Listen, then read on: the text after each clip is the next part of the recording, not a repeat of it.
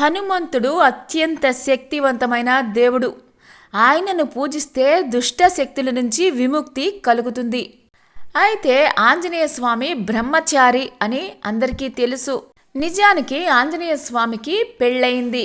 ఆయన భార్య పేరు సువర్చల. హనుమంతుడు అనుకోకుండా కొన్ని కారణాల వల్ల ఆమెను వివాహం చేసుకున్నాడు. హనుమంతుడు సూర్య భగవానుడిని గురువుగా చేసుకొని ఆయన వద్దే అనేక విద్యలను అభ్యసించాడు. అయితే నవ వ్యాకరణాలు అనే విద్యను మాత్రం హనుమంతుడు నేర్చుకోలేకపోతాడు. ఎందుకంటే ఆ విద్య నేర్చుకోవాలి అంటే ఖచ్చితంగా వివాహం అయి ఉండాలి. దీంతో హనుమంతుడు ఏం చేయాలో తెలియక అలా ఉండిపోతాడు. ఇది గమనించిన సూర్యుడు తన తేజస్సుతోటి సువర్చల అనే యువతిని సృష్టిస్తాడు. ఆమె అయోనిజగా పుడుతుంది, అంటే సూర్యుడి తేజస్సుతోటి పుడుతుంది. దీంతో ఆమె సూర్యుని కూతురుగా ఉంటుంది. ఈ క్రమంలో సువర్చలను పెళ్లి చేసుకోవాలని సూర్యుడు హనుమంతుడిని కోరుతాడు. అయితే బ్రహ్మచారిగా ఉండాలి అనే తన కోరికకు ఇది ఆటంకం కలిగిస్తుందని పెళ్లి చేసుకోను అని హనుమ చెబుతాడు.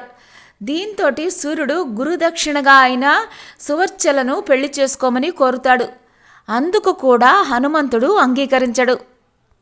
ఇక చివరిగా సూర్యుడు పెళ్లి చేసుకున్నప్పటికీ నువ్వు బ్రహ్మచారిగానే కీర్తించబడతావని, ఆ పెళ్లి లోక కళ్యాణం కోసమే కానీ నువ్వు గృహస్థుడిగా ఉండిపోవటానికి కాదు అని హనుమంతుడికి సూర్యుడు హితోపదేశం చేస్తాడు. పెళ్లి చేసుకుంటే ఆ విద్యను అభ్యసించవచ్చని, లోక కళ్యాణం జరుగుతుందని చెబుతాడు. దీంతో హనుమంతుడు పెళ్లికి ఒప్పుకుంటాడు.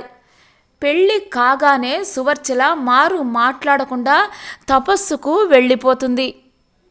ఆ తరువాత ఆమె కనిపించదు. హనుమ ఆ విద్యను అభ్యసించి సకల శాస్త్ర పారంగుడు అవుతాడు. ఇది హనుమంతుని పెళ్లి వెనుక ఉన్న అసలు కథ.